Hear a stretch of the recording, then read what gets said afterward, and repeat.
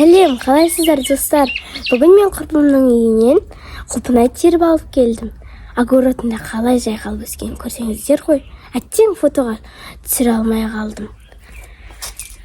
Папалары 2 жыл бұрын еккен екен. Қараңыздаршы, әп-әдемі болып тұр. Қолдың құлпынайы. Бұл базардың құлпынайы емес. Ендеше дәмін бірге көрейік.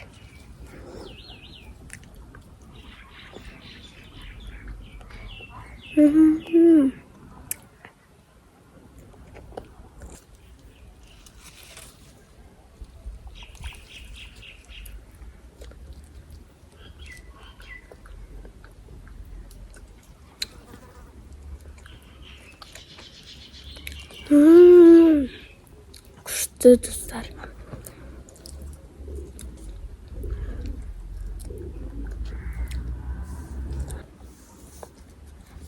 Қараңыздар достар. Сочный әдемі болып тұр.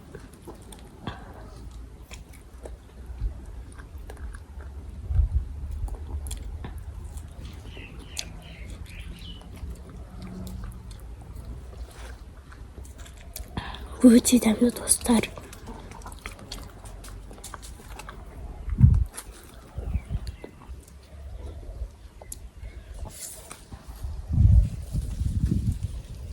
Өте әдемі.